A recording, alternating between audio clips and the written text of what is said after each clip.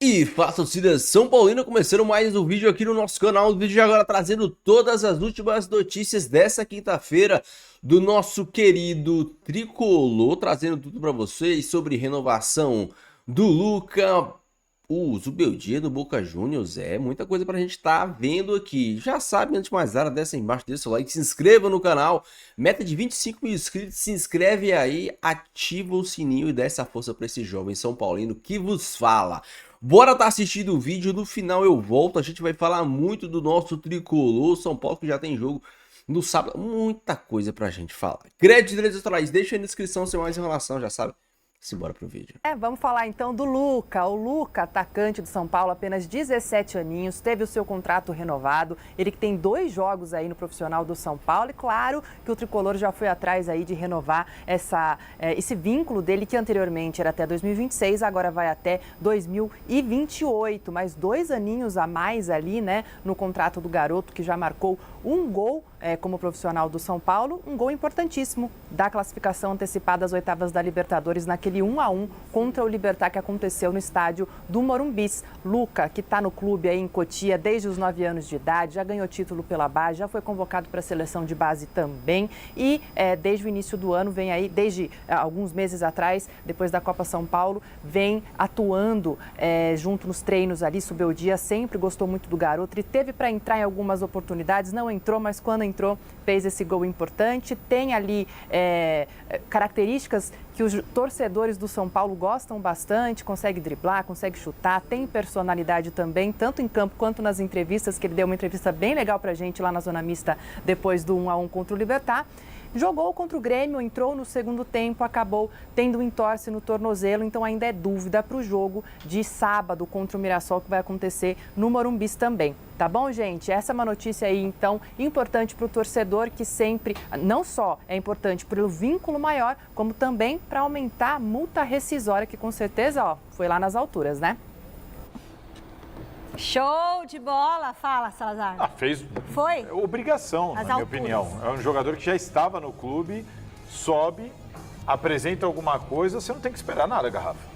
Corre, renova, garante uma, entre aspas, proteção num momento em que o jogador ainda está em ascensão e você tem ele sob o controle e você tem o jogador até com certa gratidão ao próprio clube, o que favorece esse tipo de conversa. Então, assim, para mim, o São Paulo fez muito bem e fez o mínimo. Faz parte da regra do jogo.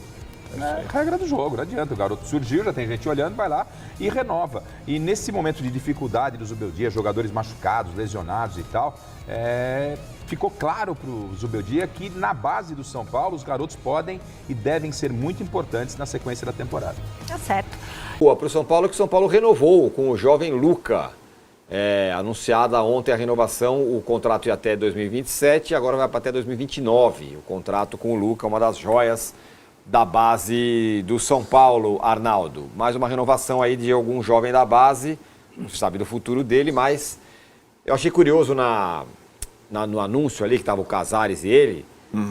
O Casares, ele vai falar, ele soltou as coisas aos poucos. É 28, viu, Tino? É 28, desculpa, é 28. Ele vai falando, esse é um ano de apostar na base de recuperação financeira. Falou um pouco mais abertamente sobre esse tema. Mas enfim, a notícia é boa, ele renovou. Luca e suas espinhas, né? Isso, exatamente. Garoto. Ele é da geração 2007, é mais novo que os outros. Ele, na verdade, não é uma renovação, né? É o segundo contrato. Isso. Ele tinha o primeiro contrato terminando no meio do ano que vem, e aí ele se estende renova, em aumento, estende até o final de 28. Agora, os 4 principais jogadores que subiram da base têm contrato com multas consideráveis. Mas nessa mesa a gente criticou a diretoria que perdeu os jogadores nessa circunstância, eles fizeram já melhorou. É só obrigação, mas tem que ser elogiável porque eles estão, né, antecipando uma situação que não estava antecipando antes. Vale um elogio, né? Ele está com um problema no tornozelo, né? Machucou o tornozelo, chegou aí para Recife, participou lá do jogo. Achei um erro isso. Eu também achei, né? Mas foi o Zubeldia que orientou para ele sentir um clima de visita pela primeira vez. De fato, foi um clima hostil, caramba, mas ele estava lá com o tornozelo imobilizado, não deve jogar, imagino que não deva jogar no sábado contra o Mirassol ainda. Mas tem também a questão, você vê como é que é, assim, a renova com o Luca. O Casares fala dos compromissos financeiros e a questão da base e tudo mais. No mesmo dia tem a questão do Juan com o Sassuolo, o atraso do pagamento da parcela do Juan. Isso é importante falar. O São Paulo decide adotar esse plano a partir do segundo semestre do ano passado. Ele já tinha acabado de contratar 2 jogadores por empréstimo, o Juan e o Marcos Antônio. Fosse depois da decisão do plano de contenção, esses 2 jogadores não teriam sido contratados. Porque o São Paulo não tem grana para contratar Juan e Marcos Antônio, certo? Aí os caras começam a jogar bem, eles têm idade, o São Paulo não tem dinheiro para pagar. Aí atrás uma parcela, o Sassuolo vai lá, o Casares está tentando pessoalmente, tanto que o final da janela não foi Juan e Marcos Antônio, foi Santilongo e Jamal Lewis. Né? Começou com Juan e Marcos Antônio, terminou. Esses 2 jogadores têm sido muito importantes para o São Paulo, tanto o Juan quanto o Marcos Antônio. Se o São Paulo não conseguir mantê-los, vai ter. Por isso que eu falo, o São Paulo classificado na Copa do Brasil, na Libertadores com o Brasileirão, tende a ter mais saídas do que entradas na janela do meio do ano. Mas a ideia não mantê-los por quê? Mais um tempo? Esticar o empréstimo, né? Não adquiridos, mas prorrogar o empréstimo e passar... Sem pagar nada. Não, pagando... Uma graninha. Mas adiando a contratação em definitivo para o próximo ano, quando ele terá um orçamento maior, né?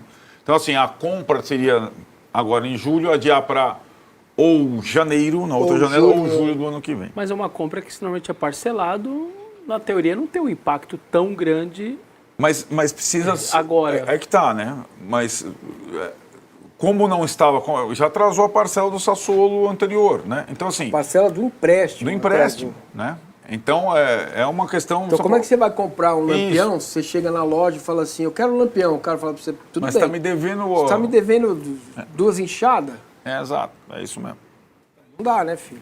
Esse então, aí você faz o seguinte, paga as enxadas, leva o lampião. Isso, exatamente. Aí, ó, troca aqui e tal. São Paulo encara o Mirassol no final de semana, daqui a pouco a gente vai dar palpites. A renovação do Lucas, essas questões todas... É o Alan Franco também, né? O Alan Franco, então, o Alan Franco, para renovar o Alan Franco, precisa o quê? Pagar o lucro atrasado. Olha, eu vou te dizer, hein? Esse ano é Porque é mais barato do que contratar outro com direito econômico. Mas não tenho dúvida, os caras já estão aí jogando. Entendeu? É mais barato. Agora, assim, toda essa situação, ainda para 2025, me leva a crer que se alguém passar no meio do ano, o Luca vem cá, ou o Rian vem cá, o Matheus Alves vem cá, o Ferreirão vem cá, o São Paulo vai vender. Um deles. Ué, mas vai fazer o quê? Então, mas eu estou falando, e a impressão é o time do São Paulo tende de novo a se enfraquecer então, mas, no segundo por exemplo, semestre. Vou te dar um exemplo.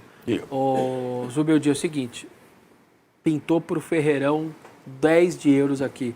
Só que o Ferreirão eu fico com o Marcos Antônio, com o Juan. Não vale?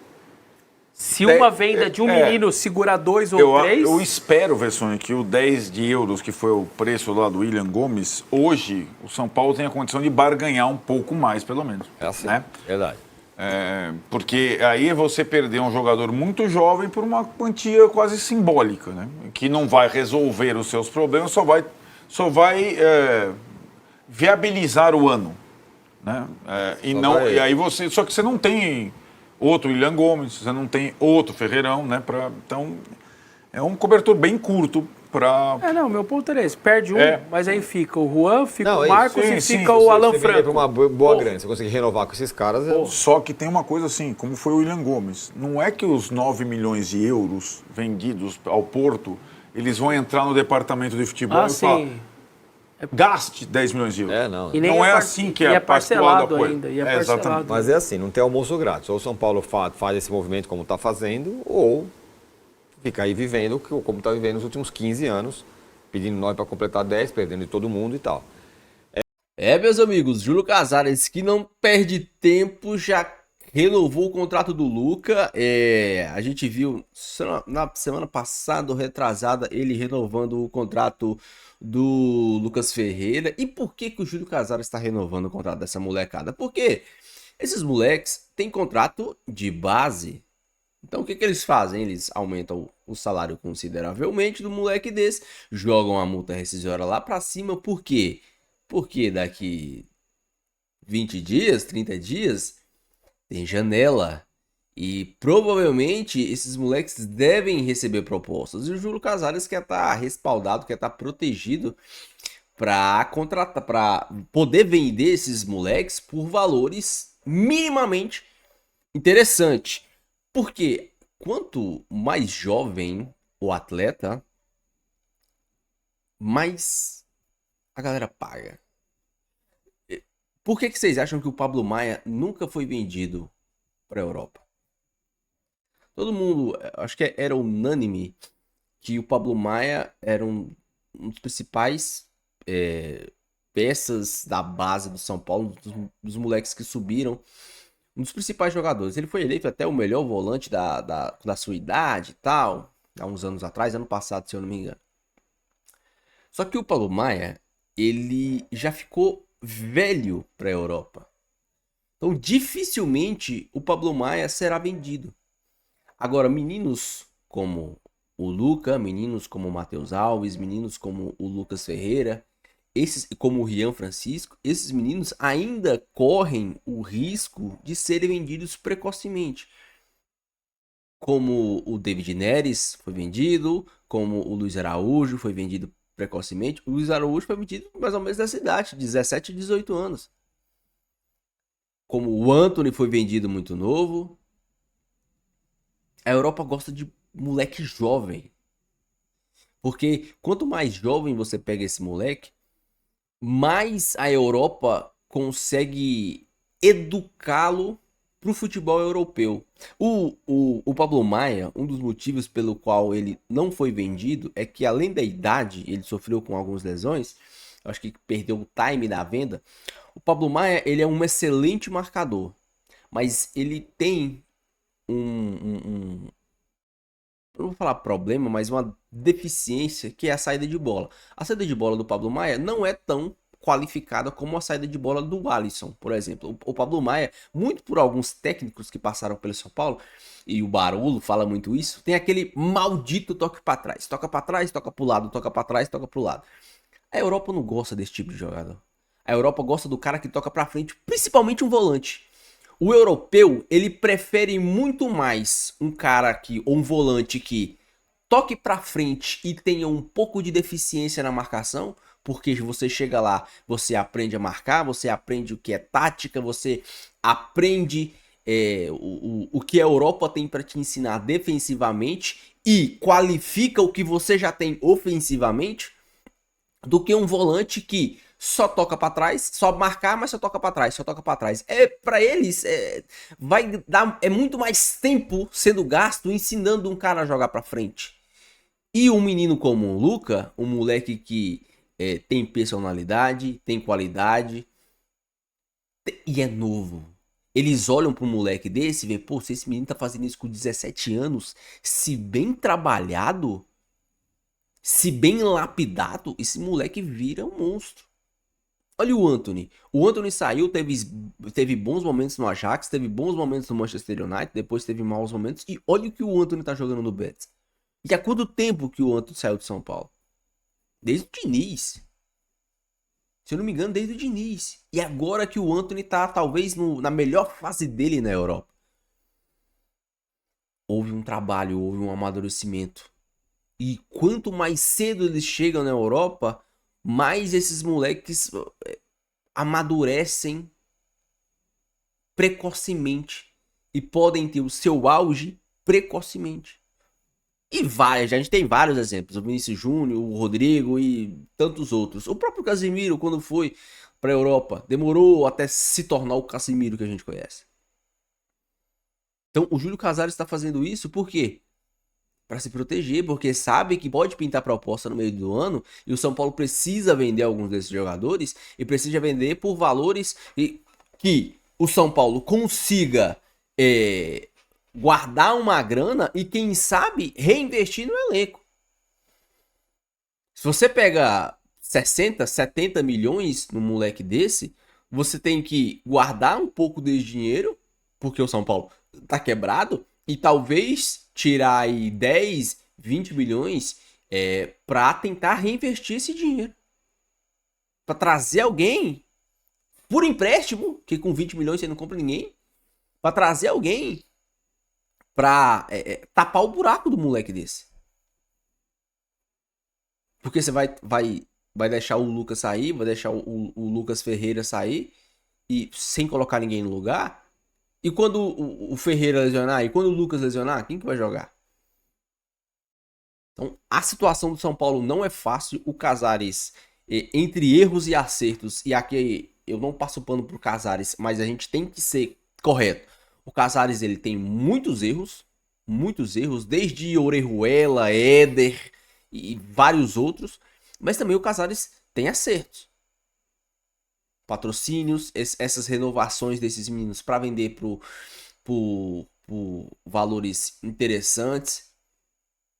O próprio Léo Pelé. Cara, vocês estão ligados que o Léo Pelé foi vendido ao Vasco por, se eu não me engano, 17 milhões?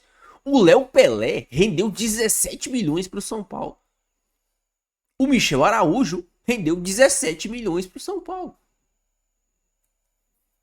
O Nestor, caso o Bahia queira comprar, se eu não me engano também, é mais que isso, é mais de 17, já acho que é cerca de 20 milhões, 25 milhões. Isto é um acerto. Então, tem muita gente que escorracha o Júlio Casares, e o Casares, ele não tem poder de bastidor, ele é um presidente blogueirinho, ele é um cara que só aparece na boa, ele é um cara que tem os seus erros, a gestão dele não é transparente, mas é duas coisas que a gente tem que dar o braço a torcer. O Casares trouxe patrocínio pro São Paulo, o Casares está tentando uma reestruturação financeira pro São Paulo, e o Casares, ele tem alguns acertos em contratações. Que você compra mais barato e vende mais caro. O Michel Araújo, o menino, o Léo Pelé, e jogadores que chegaram, o próprio Wellington Rato. Jogadores que chegaram e deram certo. O Luciano chegou de graça praticamente. Contratações, ó, por exemplo, o Luciano, o Alisson, Ferreirinha, o Alan Franco. Esses caras, o Luciano teve bons momentos, mas tem jogadores que, por exemplo, o Alan Franco, que são pilares do time do São Paulo. O Alisson, pilares do time do São Paulo. O Cedric Soares, o Enzo Dias. Todos esses jogadores foram jogadores contratados pelo Júlio Casares. Então, é aquele negócio, né? Dá a César o que é de César. O Júlio Casares, ele tem muitos erros, mas ele tem bons acertos. E ele tá fazendo o correto de proteger o São Paulo, proteger esses moleques, pra quando chegar uma proposta, o São Paulo ter um mínimo poder de barganha para poder vender esses moleques por valores decentes. Boca Juniors. O Boca Juniors tá à procura de técnico e dos alvos do Boca Juniors seria o Zubeldia. Cara, assim, dificilmente o Zubeldia deixa o São Paulo, porque dificilmente a Argentina vai conseguir pagar para o Zubeldia o valor que ele recebe aqui. A diferença monetária é gigante. Só se o Zubeldia estiver muito cansado do Brasil, do São Paulo e da pressão. Mas dificilmente o Zubeldia sai do São Paulo. Dificilmente. A diferença salarial de um time da Argentina que tá se recuperando agora com o novo presidente lá, mas que esteve quebrada, ainda é grande. A Argentina ainda vai demorar uns anos para se reestruturar financeiramente para poder competir com o Brasil. Então, alguns estão tristes, uns ficaram culpados, outros felizes, mas o Zubeldia não deve sair do São Paulo, porque ele tem um padrão de vida muito bom aqui em São Paulo, e ele tem um padrão de salário muito bom também, que eu acho que ele e a comissão técnica... Galera, é dinheiro, cara, é dinheiro. Os caras recebem bastante. Enfim, deixe a sua opinião, deixe seu comentário, não esqueça de deixar o seu like e se inscrever no canal. Fique com Deus, até o próximo vídeo e valeu.